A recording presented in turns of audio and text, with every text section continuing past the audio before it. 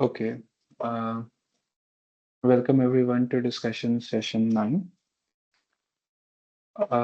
So in the last discussion session, we talked about inference in classical logic. We talked about modus ponens, modus tollens, and hypothetical syllogism.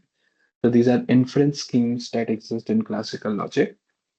And just for recollection, this is what modus ponens is. It says that from P imply Q and P, Q can be inferred. Modus tollens says that from P imply Q and not Q, not P can be inferred. And hypothetical syllogism tells us that if you have P imply Q and Q imply R, from there P imply R follows. Now, the reason why these inference schemes work is because they are based on tautologies. So modus ponens is based on this particular tautology. Modus tollens is based on this tautology. Hypothetical syllogism is based on this tautology. That is, regardless of what the truth values of P, Q, and R are, these expressions, these formulas are always gonna be true. So it does not matter what is the internal content or the truth value of P, Q, and R are. These formulas always hold, and as a result, uh, you have these inference schemes. We also talked about that these inference schemes are crisp in nature. That is to say that from P imply Q and P, Q can be inferred. So if we happen to have a P dash which is not equal to P, then this inference scheme is of no use to us. For for us to infer anything from P imply Q, we must have exactly P or exactly not Q. That is to say that inference schemes in classical logic are crisp in nature. But the kind of inference and reasoning we do in our day-to-day lives is approximate in nature, right? So if we go to buy vegetables in a market, we often use the rule that if a tomato is red,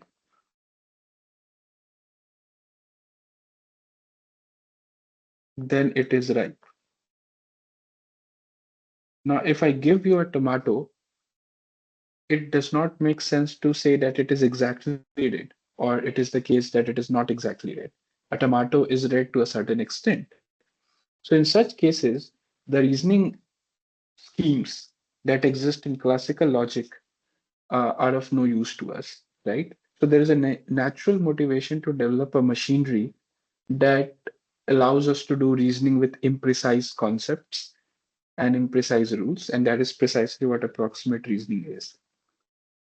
And as I mentioned in the last session, that such reasoning involves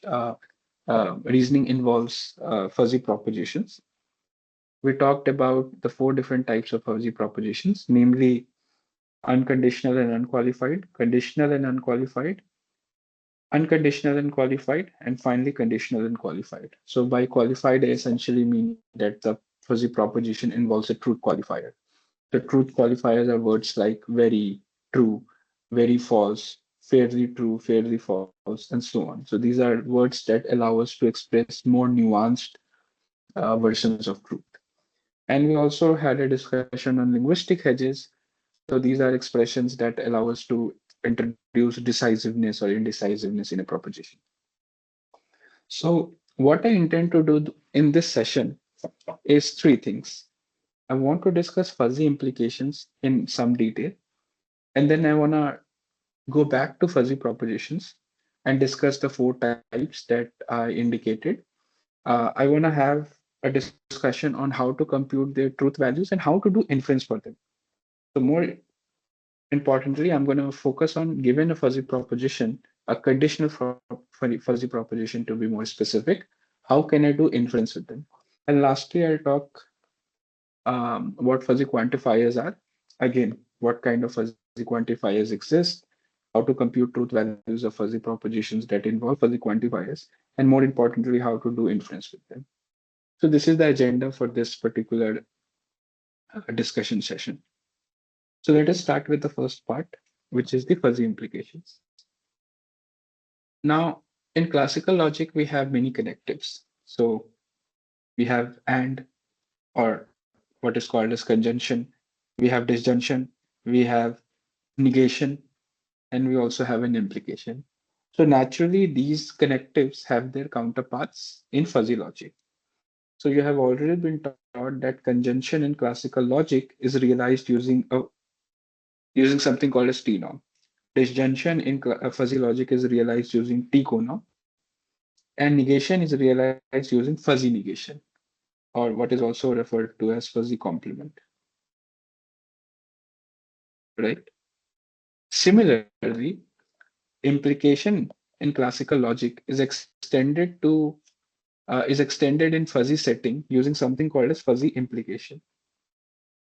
Now, I did briefly discuss fuzzy implications in the last discussion session, but what I want to do in this session is to take a more thorough discussion. And the reason I want to do that is because fuzzy implications are extremely important from the point of view of approximate reasoning,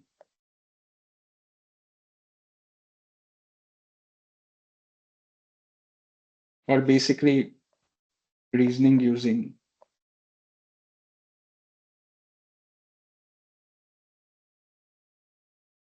fuzzy propositions, right? So let us look at how fuzzy implications are defined. But before that, you should recognize how concepts like T-norms and T-conorms and so on are defined. So if you remember the lecture on T-norms, the instructors start by examining how the classical conjunction behaves and identifying the so-called essential properties of conjunction and then fuzzifying them. So what do I mean? So in classical logic, conjunction behaves in the following manner. In all the cases, except when both P and Q are true, the conjunction of P and Q, denoted by this expression, is false. So it's only when P and Q are both true that P and Q becomes true. In all the other cases, P and Q is false. Or in other words, it has a truth value of 0. And then we look at this table and we try to decipher what are the properties that are extremely important, or that are sort of essential, that the properties that make up this conjunction connective. So we first realize that the truth value of P and Q is same as truth value of Q and P, right? So it does not really matter which truth value we are picking up first. The conjunction gives us the same result. We also notice, so basically our conjunction can be seen as an operation from 0, 1 cross 0, 1 to 0, 1. So you have a truth value of P here, you have truth value of Q here, and then the conjunction operator or the conjunction connective operates on the truth on these two truth values and produces the truth value of P and Q, right? So we notice that P and Q is same as Q and P, or in other words, and is commutative. We also notice that the moment one of the P and Q becomes true, the truth value of P and Q exactly depends on the truth value of the other one. So 1 and Q is equivalent to Q.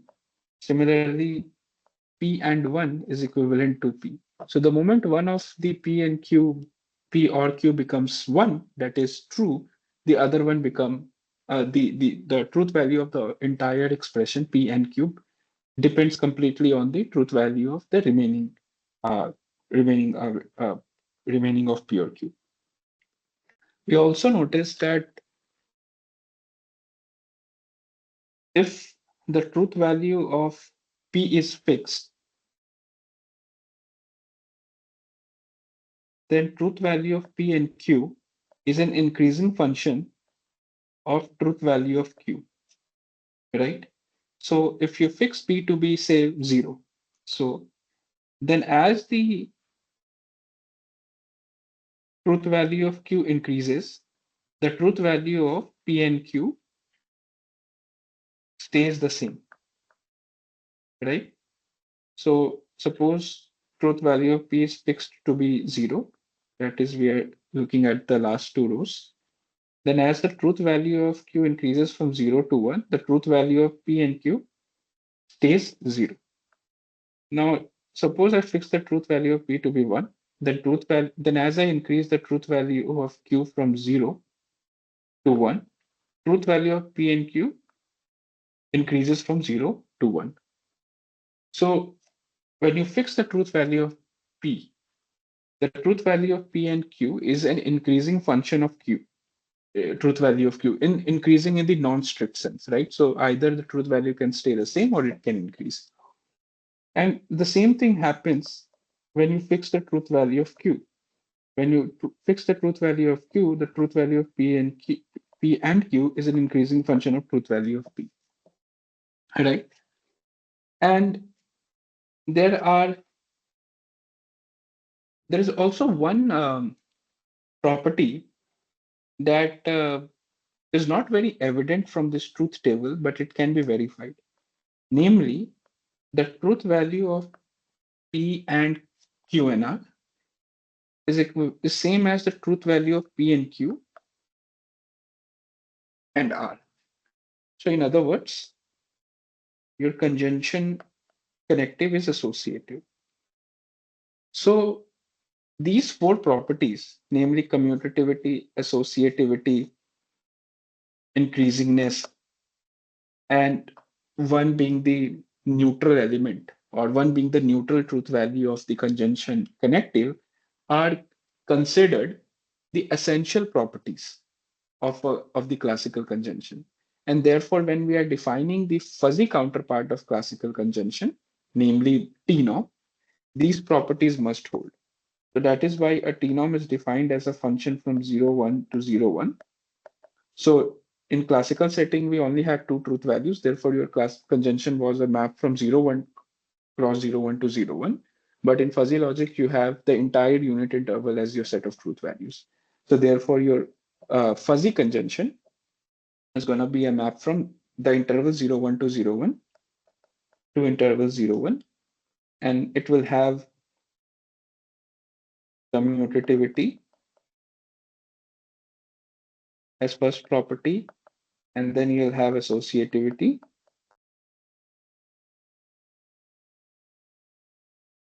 you'll have increasingness, and then you finally have this the generalization of this property. Now, it is natural to ask that why these properties are considered essential. I could have had a careful look of this truth table and uncovered some other properties as well. What exactly make these four properties, namely commutativity, associativity, increasingness, and neutrality of truth value one, the essential properties, right? And if you think a bit about it, then you would say that okay, commutativity seems natural. It's obvious just by looking at the truth table. This monotonicity is also natural, and this neutrality property, that the moment one of the truth value become one, the truth value of the entire thing is a function of the truth value of the remaining proposition. This also is kind of obvious. It follows immediately just by looking at the truth table. But this commutativity property is not at all obvious by looking at this truth table, right? You got to construct the truth table of this expression, and then you have to construct the truth table of this expression, and then identify that both of them are same. So associativity does not seem like an essential property, right? So The reason why associativity is included as an axiom in the definition of T-norms is actually it's interesting. So for that, you have to go to history. So T-norms were not invented as fuzzy conjunctions. They emerged in a very different context. They emerged in something called as probabilistic metric space in the work of Carl Menger in 1940s. And Menger was interested in um, matrix spaces. So if you have taken a course in topology, you would know what a matrix space is. So matrix space is nothing but a set equipped with a distance function. And for any 2 points in X, this function D assigns a distance between X and Y. Now, what Menger was interested in was instead of assigning a value as a distance between X and Y, why not assign a probability distribution? And that probability distribution would tell us how likely it is for different values to be distance between X and Y. So, anyways, so in the standard matrix spaces, this distance function D is required to satisfy a property named as triangle inequality. And this triangle inequality is something that we must have seen. It essentially says the distance between 2 points A and C is less than or equal to distance between A and B plus distance between B and C. Now, while trying to generalize this triangle inequality in the context of probabilistic matrix spaces, Menger invented the idea of T-norms. So the word T is so the letter T in T-norms actually stands for triangular. And the reason why it's triangular because they were invented to generalize triangle inequality in the context of probabilistic matrix spaces. Now, what is interesting is that in the definition of Menger, T-norms were not required to be associative. The modern definition of T-norms that we now use is due to Schweizer and Sklar. So these are mathematicians, and they are the ones who gave the definition of T-norm that we now use, namely this definition. And the reason why they included associativity as a part of the definition is because the moment you have associativity, you have nice representation results. Although in this course, we did not cover representation results for T-norms, but there exist very nice uh, results for representation of T-norms. So, associativity means representation results for T-norms, right? So the point I wanted to make is that the way we motivate T-norms is that we look at how classical conjunction behaves, and then we identify the so-called essential properties, and then we fuzzify them. But what we consider as essential property is not something very obvious, and there are good reasons for why we include a particular property. Um, and sometimes it's historical in the context of T-norms. Similarly, T-norms, once T-norms were established, T-norms, T-conorms followed as well because they're essentially duals. And the definition of fuzzy indications also crystallized around 1980s. However, with fuzzy implications, things were very different. We had specific examples that were considered as fuzzy implications, but we did not have an axiomatic definition for fuzzy implications. The one we had, for example, T-norm. We did not have such a definition of fuzzy implications. There was no consensus over what axioms should be used to define fuzzy implications.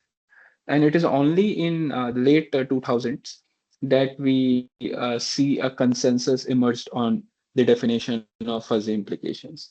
And monographs and research papers on this topic certainly played a role uh, in this. So, uh, with that discussion done, let us now define the fuzzy implications. So, to do that, we look at how classical implication behaves. So, classical implication behave in this manner. So, given P and Q, P imply Q is true in all the cases except when P is true and Q is false, right? So the classical implication is a map from 0, 1 cross 0, 1 to 0, 1. In fuzzy logic, we have the entire unit interval as the set of truth values. Therefore, a fuzzy implication must be a map from the unit interval cross unit interval to unit interval. Or in other words, it must be a map from unit square to unit interval. And it should certainly satisfy these classical conditions, right? Because a fuzzy implication is supposed to generalize a classical implication. And therefore, these boundary conditions must be satisfied by any fuzzy implication I. So let us use the symbol I to denote fuzzy implication. We notice that the moment you fix the first, the moment you fix the truth value of P, the truth value of P imply Q is an increasing function of truth value of Q. So suppose I fix the truth value of P to be 1. That is, we look at the last two rows of this truth table. As the truth value of Q increases from 0 to 1, truth value of P imply Q increases from 0 to 1. Similarly, when you fix the truth value of P to be 0, as the truth value of truth value of Q increases from 0 to 1, truth value of P imply Q stays the same. It is 1. So in other words, fixing the truth value of P, truth value of P imply Q is an increasing function of truth value of Q, increasing again in the non-strict sense. Similarly, let us see what happens when we fix Q. When we fix Q, the truth value of P imply Q turns out to be a decreasing function of truth value of Q. Let us see why. Suppose I fix the truth value of Q to be 0. That is, we look at the first row and the third row. So as the truth value of P increases from 0 to 1, truth value of P imply Q decreased from 1 to 0. Similarly, when you fix the truth value of Q to be 1, so let us look at the second row and the last row. As the truth value of P increases from 0 to 1, truth value of P imply Q stays the same. That is, it is 1.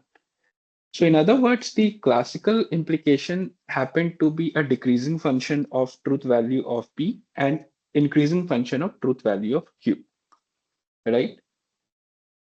And we have another very interesting property. If the truth value of P is 1, then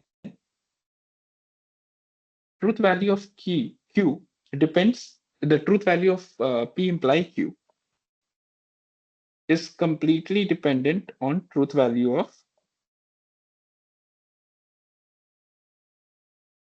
Q.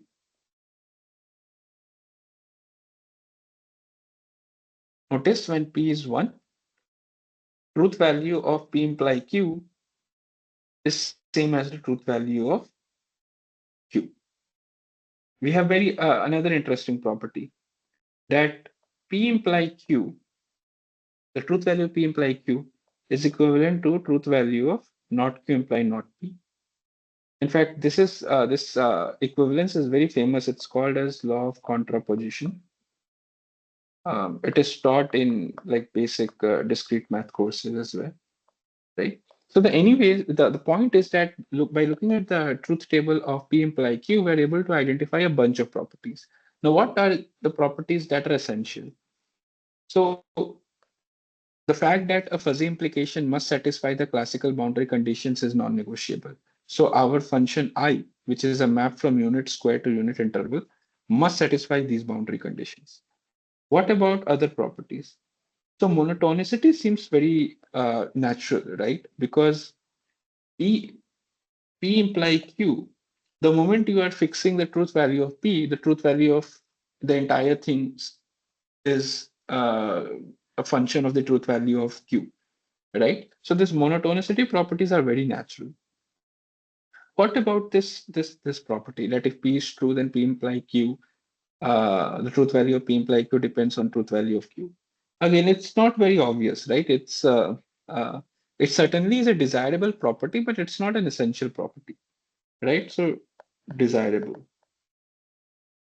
Similarly, this law of contraposition which says that the truth value of P and Q is same as truth value of not Q imply not P. Again, it seems desirable, but not really essential, right? So the essential properties are these monotonicity properties and these boundary conditions. And these two properties are used to define fuzzy implications. So fuzzy implication, I, the symbol that is used for fuzzy implication is I. So I is a map from unit square to unit interval that is decreasing in first variable, increasing in second variable, and satisfies these classical boundary conditions. Now, if you notice that there is a redundancy in this definition. And what is that redundancy? The fact that I of 0, comma 1 is 1 follows from the first property, the second property, so maybe P1 plus P2, and the fact that I of 1, comma 1 is 1.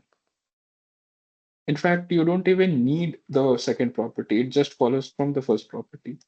So 0 is less than equal to 1. And we know that I is decreasing in the first variable. So therefore, I of 0, comma 1 is going to be greater than I of 1, comma 1. But I of 1, comma 1 is 1. But I is 0, comma 1 valued. So its value is always going to be less than or equal to 1. Therefore, I of 0, comma 1 is 1. So therefore, we won't really include this in the definition of fuzzy implication because it follows naturally from other properties. So uh, to conclude, a fuzzy implication I is a map from unit square to unit interval that is decreasing in first variable, increasing in second variable, and satisfies these boundary conditions. Now let us look at some examples of fuzzy implications. So these are six widely used fuzzy implications. This one we have already seen in last to last discussion session. This was the fuzzy. This was the implication proposed by Ukashevich, and as a result, it is called as Ukashevich implication, right? This is called as Weber implication, and hence the subscript WB. This is Gödel implication. So Gödel was probably the most famous, the most important logician of all time. This is called as Gogun implication. This is KD. KD stands for Kleene Dines. So Kleene and Dines again were mathematicians, and the final one is uh, Reichenbach implication, right? So these six implications are pretty widely used, and therefore we're gonna. Uh, uh, we, I thought that it is a good idea to mention them, right? Now, notice that these implications are generally specified using the so-called infix notation. So what is infix notation? Uh, so we let us let us recall the fact that we all know how to add numbers, right? We know that 2 plus 3 is 5, 7 plus 5 is 12. So plus as an operation is a map from R cross R to R, right? But we never write that 2 plus in brackets 2 comma 3 is equals to 5. Instead, we write 2 plus 3 equals to 5. So this is called as postfix notation.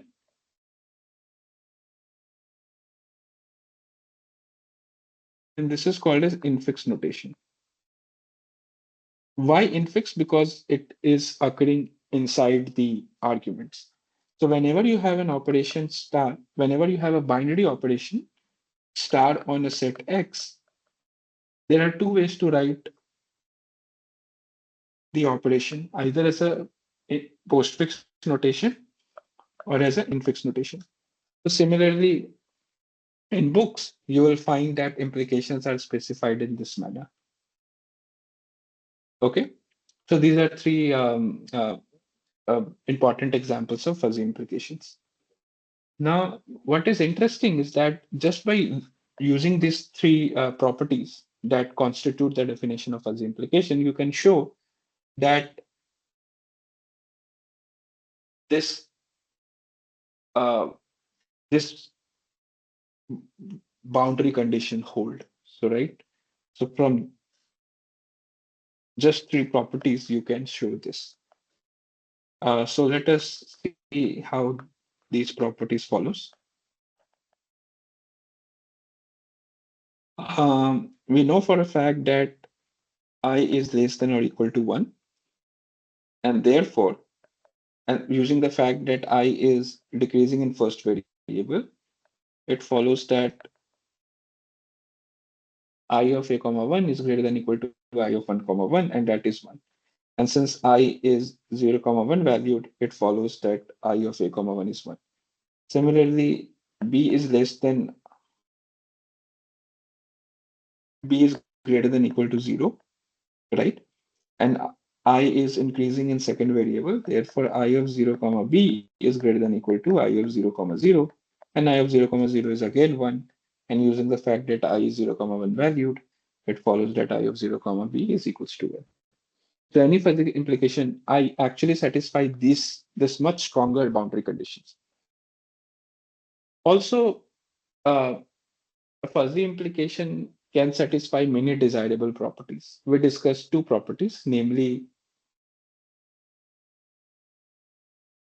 law of contraposition and this property, that if the first truth value happens to be 1, then the truth value of entire implication depends entirely on the truth value, the second truth value, right? So this one.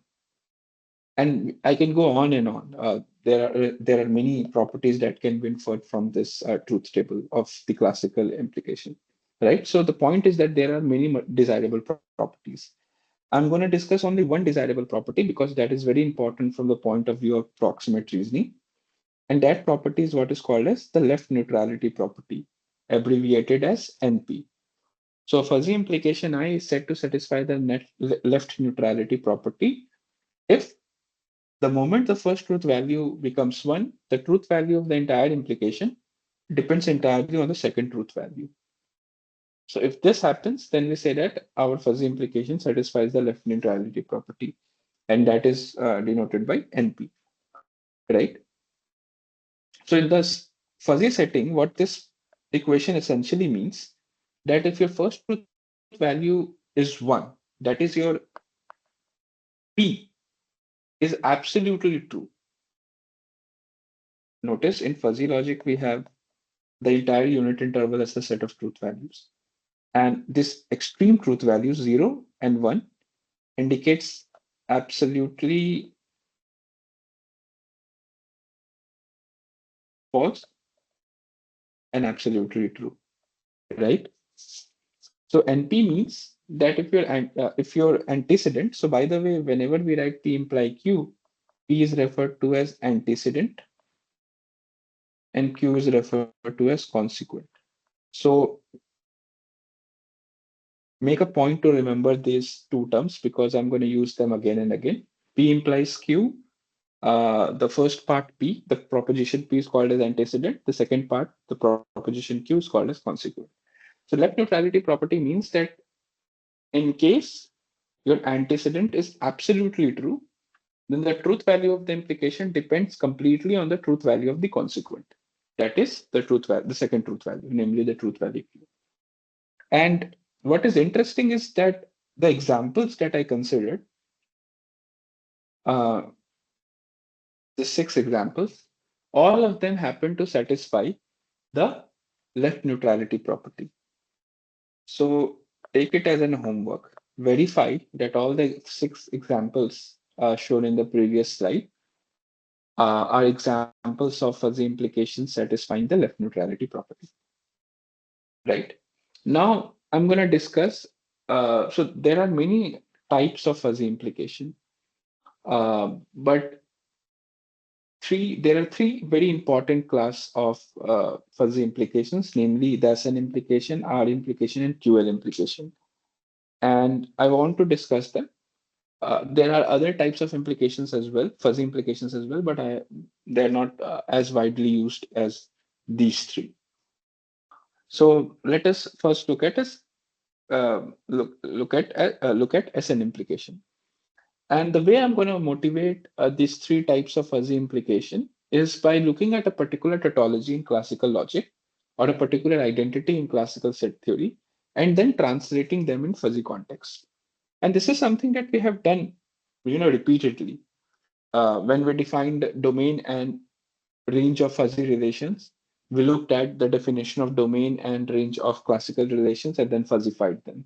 When we defined composition of fuzzy relations, we looked at the definition of composition of classical relations and then fuzzified them. Similarly, to define fuzzy implications, we looked at how classical implication behave, and then we sort of fuzzified them. So this is something that's done like quite often, right? So it should not come out as a surprise. So let us look at as an implication. So it is useful to understand what this S and N stands for. So N stands for a fuzzy negation, and S stands for a T conorm. So in this particular course, the symbol that we have been using for T conorm is U, and the symbol we have been using for fuzzy negation is C. But in like standard literature, the symbol that is used for T conorm is S and fuzzy negation as N, right? Anyways, so in classical logic, we have this tautology that P imply Q is logically equivalent to not P or Q. In other words, the truth value of P and Q is always same as the truth value of not P or Q, right? And so verify that this is a tautology. Again, we have seen in the last two, I think in discussion session 5 or 6, as to how to verify um, uh, if two formulas are logically equivalent. So, anyways, so we look at this classical tautology, and using this as a motivation, we propose some SN implications. So we have a negation, therefore we'll have a fuzzy negation, and we have a disjunction, therefore we'll have a T conorm. So given a T conorm U, a fuzzy negation C, let's just define a function like this. So A comma B is mapped to U of CA comma B. So why C of A? Because we have not P. So not P translates to complement of A. And why U? Because we have an OR here, a disjunction here. So therefore we have a T now. So we define a function from unit square to unit interval like this, using a T conorm U and a negation C. Now it turns out that this is a fuzzy implication, and let us see why. So let us start by verifying the boundary conditions. So what is the value of this function at 0, 0? It is U of C, 0, 0, but C of 0 is 1. And we know that 0 is a neutral element for a T norm, therefore this is 1. Similarly, verify the other boundary conditions.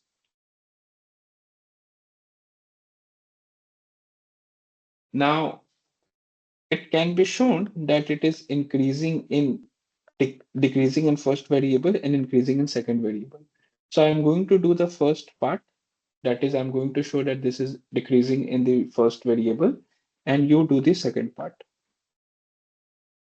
Take it as a homework. So let us show that this function I u comma c is decreasing in first variable. So let us take a1, a2, and b in unit interval such that a1 is less than a2. Then we can say that C of A1 is greater than equal to C of A2 because C is a fuzzy negation, and fuzzy negation by definition is decreasing. And therefore, we can write that U of C of A1 comma B is greater than equal to U of C of A2 comma B, because a T conorm by definition is an increasing function, and therefore this function I that we just defined turns out to be a decreasing function in first variable. Right? So similarly, you can show that this is increasing in second variable. In other words, I u comma c is a fuzzy implication. So the Reichenbach implication that we discussed. So recall that the Reichenbach implication is given in this manner, right? So if you remember, this is the definition of Reichenbach implication. So a comma b is mapped to 1 minus a plus ab. Now this Reichenbach implication is actually an SN implication. If you take the T norm to be the bounded sum uh, T conorm, a plus b minus ab, and if you take the standard fuzzy negation, namely 1 minus a, then the corresponding SN implication turns out to be the Reichenbach implication. So let us quickly verify.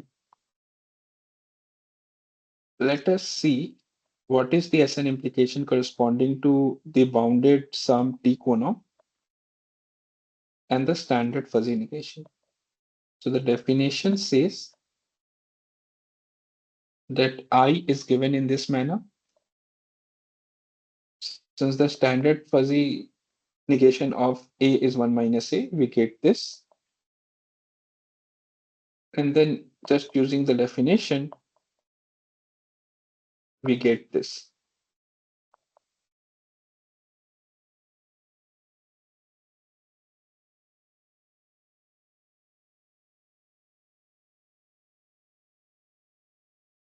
right?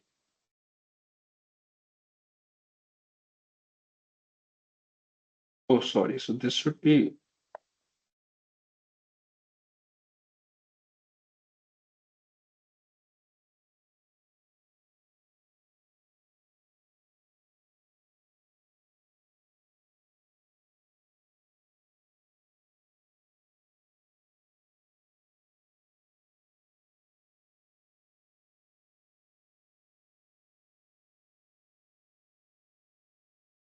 so the Reichenbach implication is an SN implication where the T conorm is the bounded sum T conorm and the fuzzy negation is the standard fuzzy negation. Similarly, the Okashevich implication, that is minimum of 1 comma 1 minus a plus b, is an is a uh, fuzzy is a fuzzy it's a SN fuzzy implication where the T conorm is given in this manner and the negation is given in this manner. That is, you take the standard fuzzy negation. So verify this by yourself.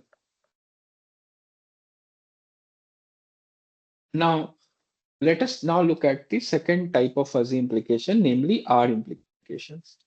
So in classical logic, we have this tautology that we just discussed, that P imply Q is logically equivalent to not P or Q. So what is the set theoretic translation of this logical identity? So the implied would become subset relationship, not P would become the complement, and disjunction becomes or in other words, union. So the set theoretic translation of this logical identity is A complement union B for some subsets A and B of universe X for some universe X, right?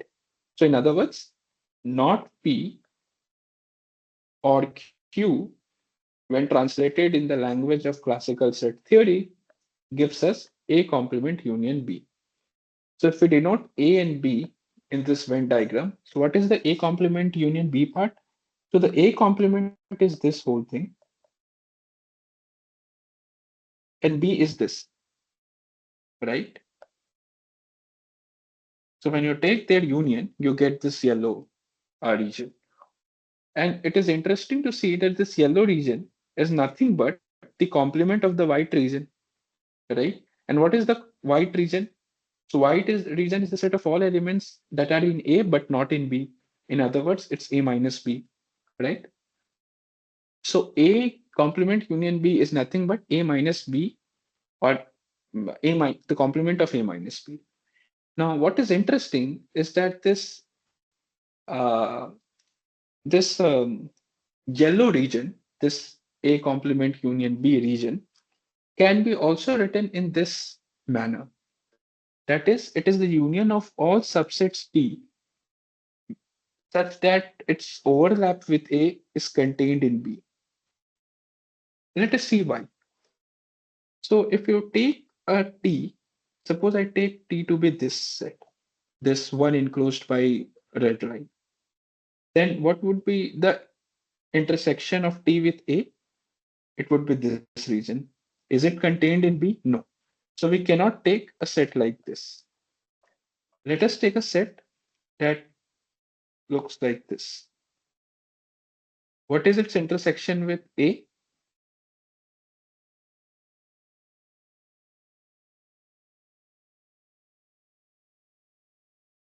Is it completely contained in B? No, right? Because this part is not in B. So we cannot take a set like this. Let us instead take a set like this.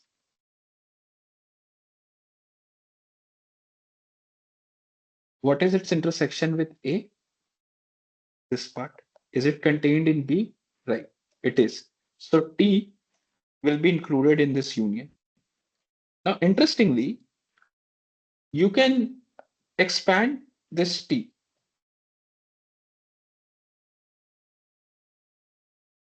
So instead of this, you could have taken this as well. And if you take its intersection with A, it would be included in B.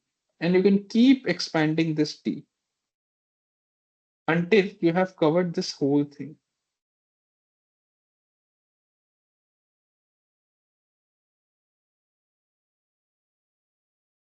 right? So therefore, when you take the union of all subsets T such that its overlap with A is completely contained in B, you actually end up getting this entire yellow region, or in other words, you end up getting A union, A complement union B. Now, based on this set theoretic identity, our implications have been proposed.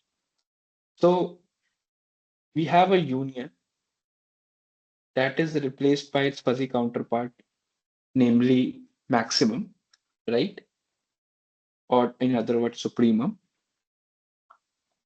X becomes our unit interval because it's the set of truth values.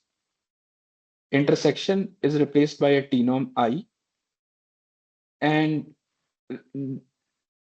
subset of is replaced by inequality sign. So in other words, take a t-norm I and define a function I from unit square to unit interval in this manner. You look at all t in the unit interval such that I of a comma t is less than equal to b, and then you take its supremum. Again, this is directly based on this identity. Intersection is replaced using a t-norm. Subset relationship is translates to less than equal to. Union becomes maximum, or in other words, supremum, right? Because here you are taking supremum over an uncountable set in infinite set. Therefore, you take the supremum.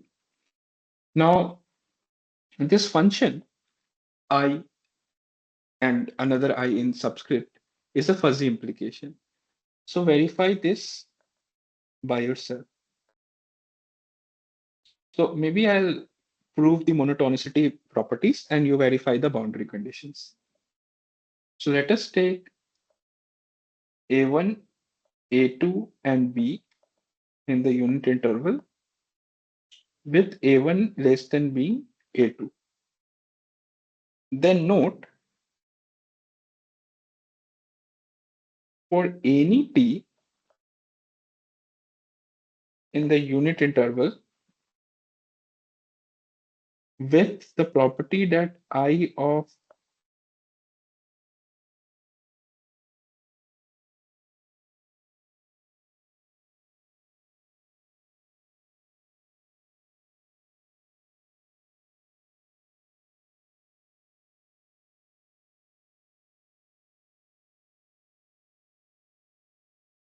sorry for that.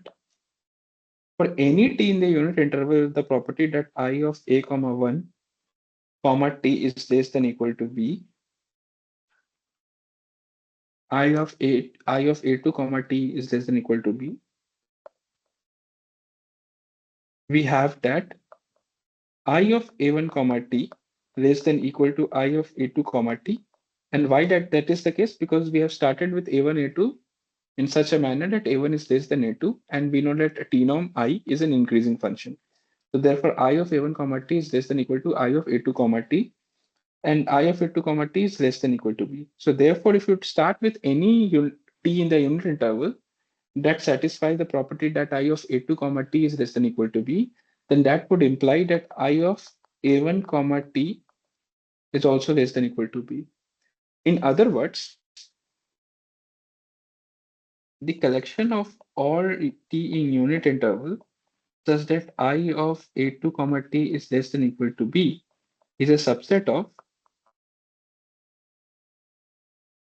set of all t in unit interval such that I of a1 comma t is less than equal to b. Now we know that if you take a and b as two subsets of unit interval, two non-empty subsets of unit interval, then supremum of a is less than equal to supremum of b. And in fact, infimum of b is less than equal to infimum of a. This is something that I discussed in the previous session as well. So all you have to do is take supremum here, and you will get an inequality sign. And this precisely tells you that I of a2 comma t is less than equal to I of a1 comma t. In other words, I is decreasing in the second variable.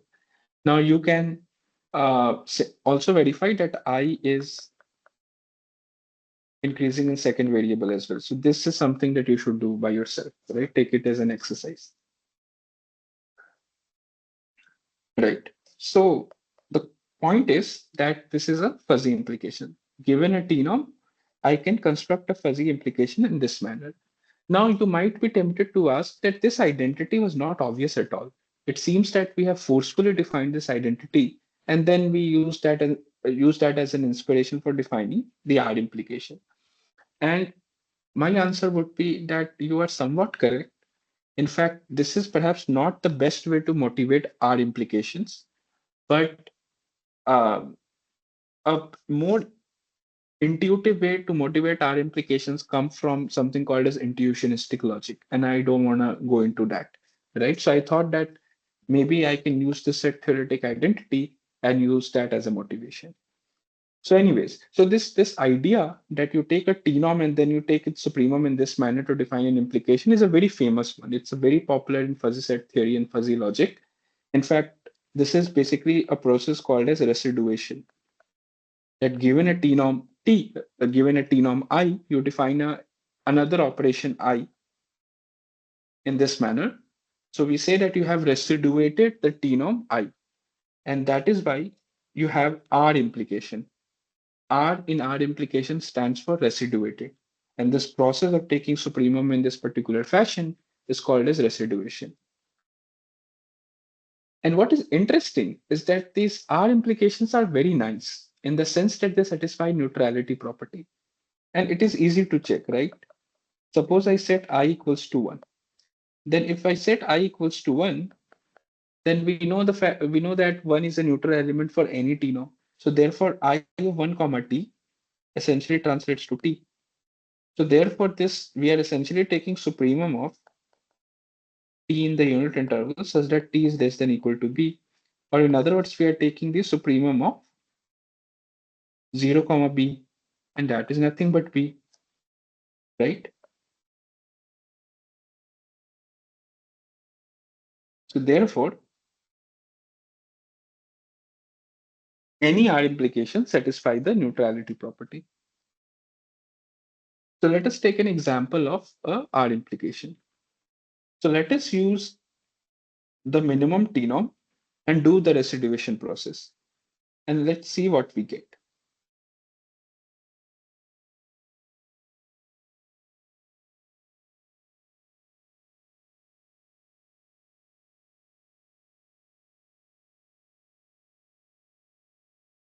right? Now we have two cases. First case is a less than equal to b. The second case is a greater than b. Now, if a is less than equal to b, then for any t in the unit interval, minimum of a comma t is going to be less than equal to a, because minimum of two numbers is going to be less than equal to in those two numbers individually. So minimum of a comma t is less than equal to a, but a is less than equal to b in this particular case. So therefore this holds. So in other words, I of a comma b is nothing but supremum of t of belonging to unit interval, because this condition minimum of a comma t less than equal to b is always satisfied. So we are taking supremum of unit interval effectively, and that is 1. Now what happens when we take the case when a is strictly greater than b? Now when a is strictly greater than b, then for this to hold, we must have t less than equal to b. Because if t is also greater than b, okay, so we must, maybe I should write this more properly. Claim that t must be less than equal to b. And to show this, suppose that t is also greater than b. Then what we have is a greater than b and t greater than b, right? And therefore, the minimum of those two numbers is always going to be greater than equal to b. Therefore, if it so happens that t is a point in unit interval such that minimum of a comma t less than equal to b holds, then b has to be necessarily less than or equal to b. In other words, I of a comma b is nothing but supremum of t in the unit interval such that t is less than equals to b, and this is nothing but supremum of the interval 0 comma b, or in other words b. So therefore, when I is less than equals to when a is less than equal to b, I is 1, and when a is greater than b, I is b. So when you take minimum t norm and residuate it, you end up getting this implication, and that is nothing but the God implication, right? So this is a one example of our implication. Now let us take the product t norm and do the residuation process and obtain its R implication. And this I give you as a homework. And you will find that the corresponding R implication is the Gogun implication, which is given in this particular manner, right? So we have seen what R implications are, and we have also seen two definitions of it. Now,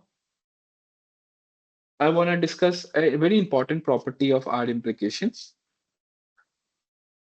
So given a T norm I, this is how the corresponding R implication is defined. Now, if the underlying T norm happens to be continuous, right? So the implications that we considered, the T norm we considered in the previous two examples, namely product T norm or the minimum T norm, they both are continuous, right? I think you're able to recognize that. But you have certain T norms that are not continuous, right? So the drastic T norm is not a continuous T norm, right? So you have examples of non-continuous T norms as well, right? But if your T norm happens to be continuous, then this supremum is actually attained. What do I mean by that? So suppose I take supremum of the set 0, comma 3, open interval 0, comma 3. Now the supremum of this set is 3, but 3 does not belong to the set, right? The open interval 0, comma 3. So when it so happens that the supremum of a set belongs to that set itself, we say that the supremum is attained. So when your underlying T norm I is continuous, this supremum is attained. In other words, this supremum, which is nothing but implication, belongs to this set.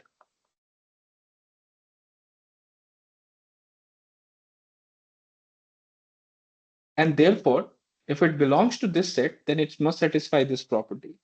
In other words, I of a comma capital I of a comma b is less than equal to b, right?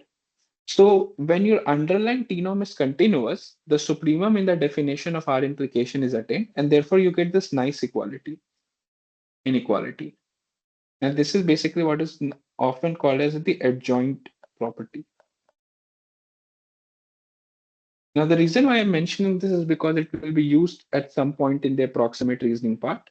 So I thought that it's a good idea to mention it, right? Now, let us finally look at the third type of implication, namely QL implication. Now, in classical logic, you can also verify that P imply Q is logically equivalent to not P or P and Q. That is, the truth value of P imply Q is always seen as the truth value of not P or P and Q. And using this as a motivation, we propose something called as QL operations. So note that I'm not using the word implication yet. I'm using the word operation. And there is a good reason for that, which will become clear in the next few minutes. So we have a negation, we have a disjunction, and then we have a conjunction.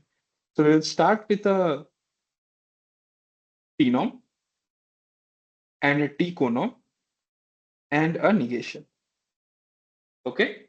And then we define a function capital I from unit square to unit interval in this manner. So we first take not, so we have not P translates to C of A, P and Q translates to I of A comma B, and not P or P and Q translates to U of CA comma I of A comma B. Right? So given a T-norm I, T conorm U, and a fuzzy implication C, I define a function in this manner. Now, it turns out that this function satisfies all the properties for fuzzy implications except decreasingness in the first variable, in the first argument. So this function satisfies the boundary condition, namely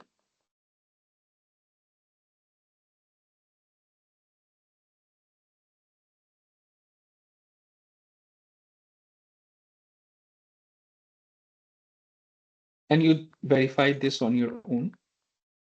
And it also satisfies increasingness in the second variable. So this, all the properties except increasingness in the first argument is satisfied by this function, right? But it is not necessarily the case that this function will be decreasing in the first argument. In that is kind of clear, right? Because you have an a uh, in the second argument as well, right? So if we had just so for example, in as an implication, we had u of ca comma b, right? And c is a decreasing function of a, right? And u is an increasing function. Therefore, the overall u of ca comma b became a decreasing function of a. But here the a is also present in the second argument, and that is what is causing the problem. So in general, this operation I that is defined by the help of a t-norm I, t-conorm u, and fuzzy negation c satisfies all the boundary conditions and increasingness in the second argument, but not in decreasingness in this first argument. And therefore, it is not necessarily a implication. And that is why it is just called a QL operation. And if it so happens that you have a decreasingness in the first argument, then this QL operation would become a QL implication, right? So just to establish that this is not necessarily decreasing in the first argument, let us take the case when your T norm is the minimum T norm, T conorm is the maximum T conorm, and you have the standard negation. And let us define I, this function I. So it would look like, so we are taking maximum T conorm, so we'll have this,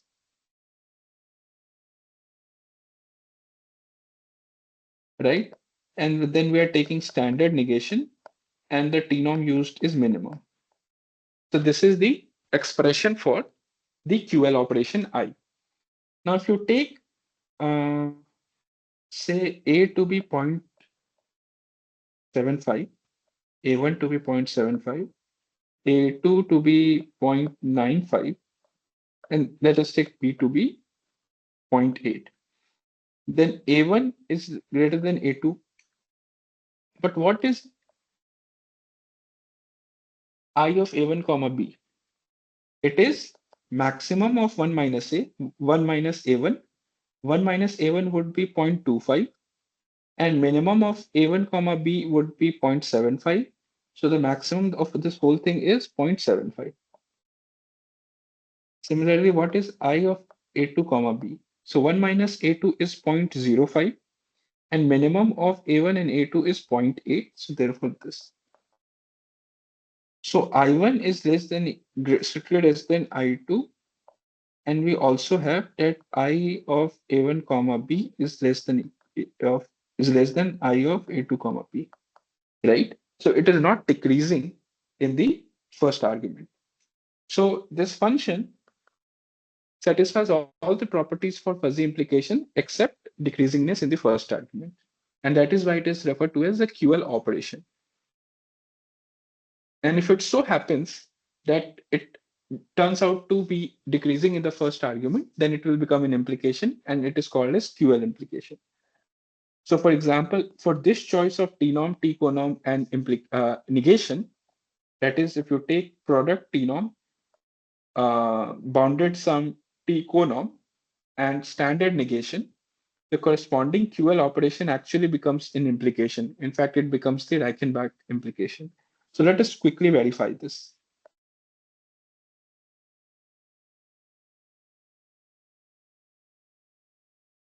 So U here is the bounded sum T conorm. So this becomes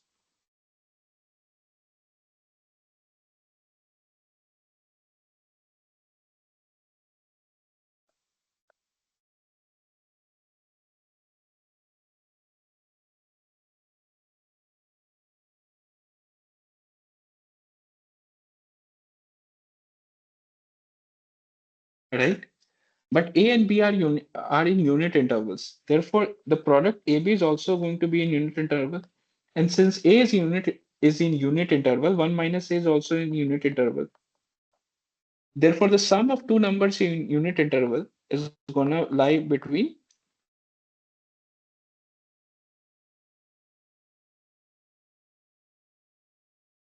okay, wait. So this is 1 minus A.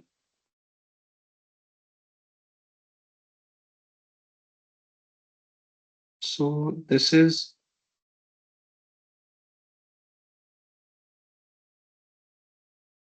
B times, okay, so A times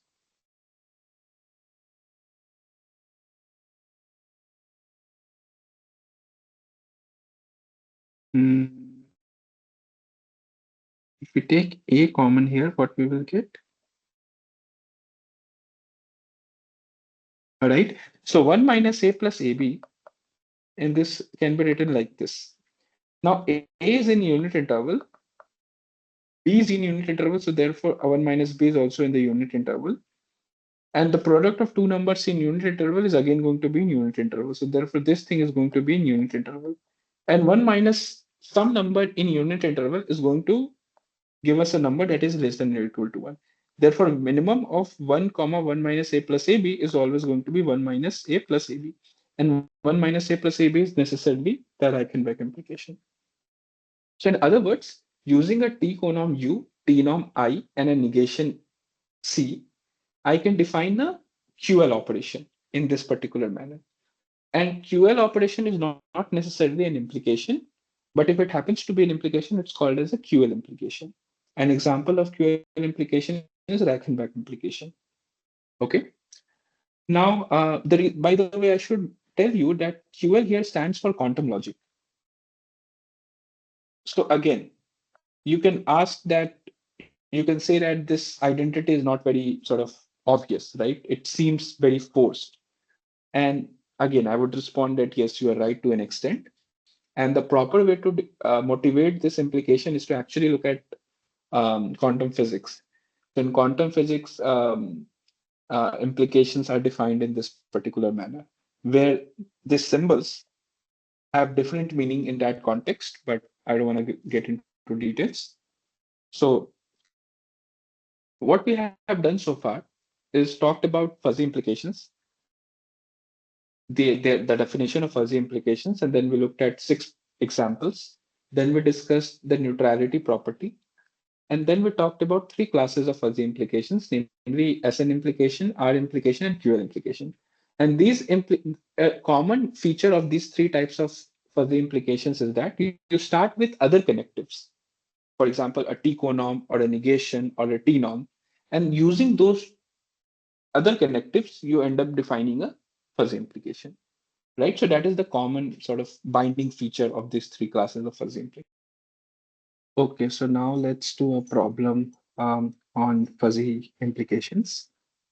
So we are given the Weber implication, which is defined in this particular manner, and we are given a fuzzy negation C dash, which is defined like this, and I and U denote arbitrary T norm and T conorm respectively, and we are required to identify which of these four options are correct.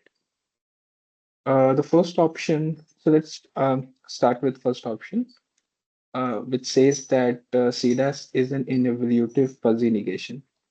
So first of all, let's see if CDAS is indeed a fuzzy negation, although the question says so, but it's a good exercise to check if it is actually a fuzzy negation. So a fuzzy negation, I hope you recall, is a function from unit interval to unit interval that satisfies these two boundary conditions and is decreasing, right? So it's pretty clear that C dash satisfies this boundary condition because when the argument is equal to 1, definitionally C dash is equals to 0. And when the argument is less than 1, so if I take the argument to be 0, then it is equal to 1. So the boundary conditions are definitely satisfied. Now let us see if this is a decreasing function. So I start by taking a1 and a2 in the unit interval such that a1 is less than a2, and we need to check that c1 of c dash of a1 is greater than equal to c dash of a2, right? Now we can make two cases here. A2 is equals to 1. If that is the case, then since a1 is less than a2, we can say that a1 is less than equal to 1. And therefore, c dash of a1 would be equal to 1 because that's what the definition of c dash says. And c dash of a2 would be equal to 0. And 1 is definitely greater than equal to 0. Therefore, c dash of a1 is greater than equal to c dash of a2. In the second case, a2 is strictly less than 1. And since a1 is strictly less than a2, we have that both a1 and a2 is strictly less than 1. And therefore, c dash of a1 would be equal to 1 by definition. And c dash of a2 would also be c dash of a2 would also be equal to 1. And therefore, we have c dash of a1 greater than equal to c dash of a2. So c dash is definitely a fuzzy negation. And in fact, it's a very interesting fuzzy negation. And why do I say that? Now, let us define the script C to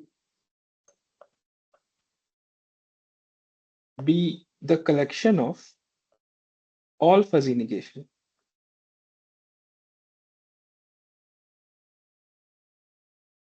right? So I'm calling this set script C to be the collection of all fuzzy negation.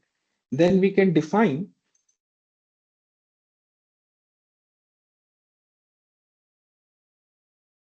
an order on this collection. Namely, we say that C1 is less than equal to C2 if and only if for every argument A, C1 of A is less than equal to C2 of A. And it turns out that this actually is a proper order on this collection. In fact, it's a partial order. I leave it to you to verify this. And this particular fuzzy negation C dash is in fact the greatest element with respect to this partial order. That is, if you take any fuzzy negation C, you will find that C is less than equals to C dash. Or in other words, for any argument A, the fuzzy negation CA, the value that the fuzzy negation C takes, is less than equals to the value that C dash takes. So uh, I just wanted to point this out because C dash is a pretty interesting fuzzy negation, and I thought that you should know this. Although the question, in order to answer, in order to check if C dash is an evaluative fuzzy negation, you don't really need to do all this. It suffices to check if C dash is a fuzzy negation and it is an evaluative. But it's useful to know that C dash is in fact the greatest fuzzy negation, greatest with respect to this partial order. Anyways, so is C dash evolutive? Certainly not. It's pretty evident. If you take, for example, C dash of half, then this is C dash of 1 because half is less than 1. So by definition, C dash of half would be equal to 1. And C dash of 1 is equal to 0, which is definitely not equal to half.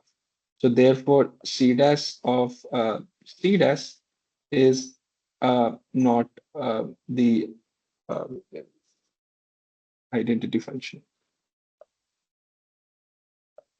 right? And therefore, C dash is not evaluative. So this option is definitely not correct.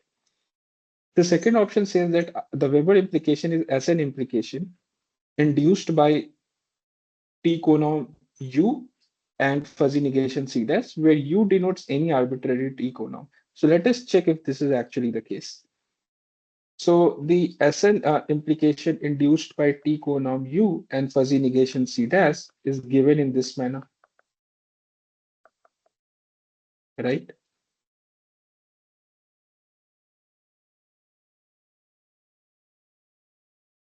So let us consider the case when A is equals to 1. When A is equals to 1, we get this as the value of I, that's an implication I, and C dash of 1 is 0, therefore you get U of 0 comma B, but 0 is a neutral element for any T conom U, so we end up getting B. Similarly, assume that A is less than 1. Now, when A is less than 1, we know that C dash of A is 1. So what we end up getting is 1 comma B. And for any T conom U, we know that U of 1 comma B is effectively 1. And if you don't remember why this is the case, then you can simply observe that this is going to be equal to greater than equal to a U of 1 comma 0, since B is greater than equal to 0 and any T conom is an increasing function. And this is 1. And therefore, and since I is a 0 comma 1 valued function, this thing is precisely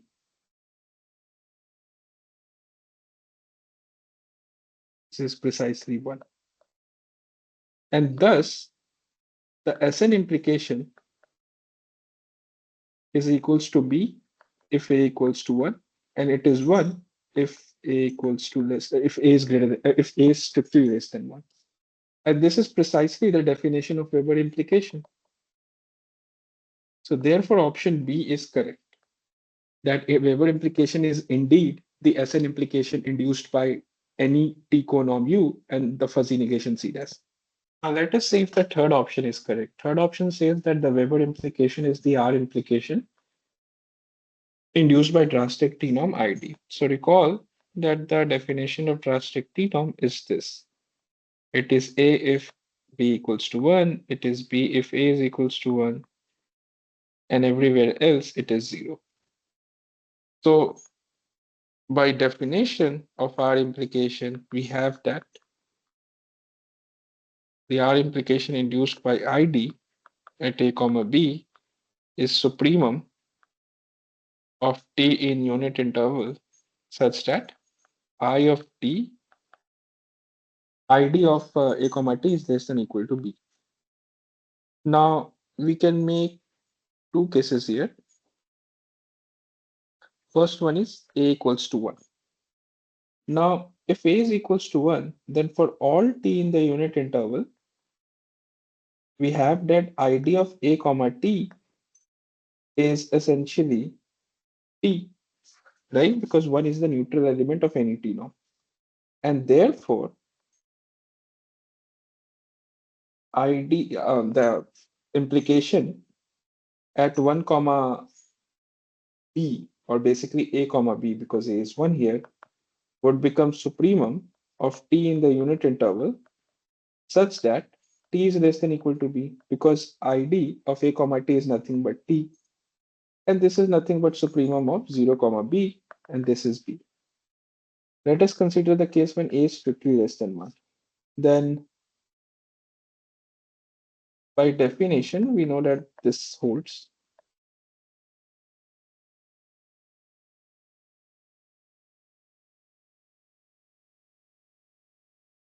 right? Now, this unit interval can be seen as union of this semi-open interval and singleton one, right?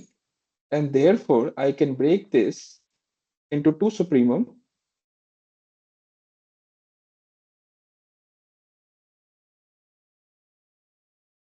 and then we'll just take their maximum.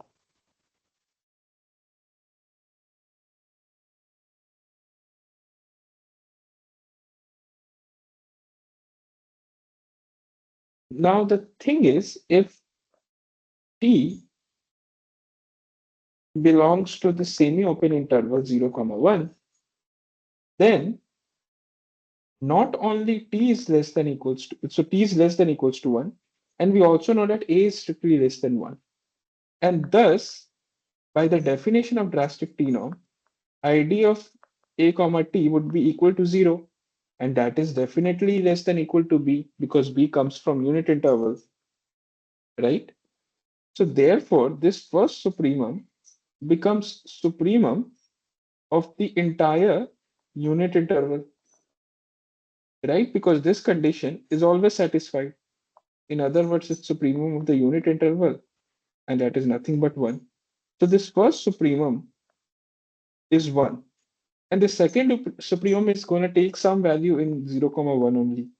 Therefore, when you take the maximum of this two supremum, you end up getting 1.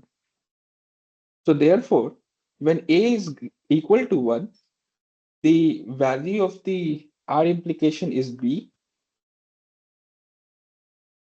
And when A is strictly less than 1, the value of the R implication is 1, which is precisely the definition of Weber T norm, Weber implication, sorry. And therefore, option C is correct. Now let us quickly verify if option D is also correct. Option D says that the Weber implication is the QL implication induced by IU and C dash, I and U being an arbitrary T norm and T column. So recall that Q implication is essentially based on fuzzifying this classical tautology, right? And therefore, the QL implication, or I should say the QL operation, because um, QL operations are the fuzzifying this classical uh, tautology does not always necessarily give us implication, as we discussed. It gives rise to a QL operation. So I should use the word operation here. So the QL operation induced by T norm I, T conorm U, and fuzzy negation C dash is given in this manner,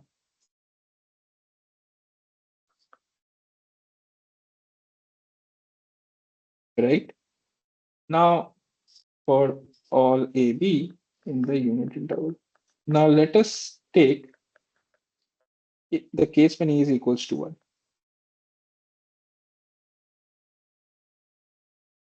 Then we have this as the value of our implication. Now C dash of 1 is nothing but 0, and I of 1 comma B is B because 1 is a neutral element for any T norm I. But 0 is neutral element for any T conorm U, and therefore we end up getting B. Similarly, when A is less than 1, what do we get?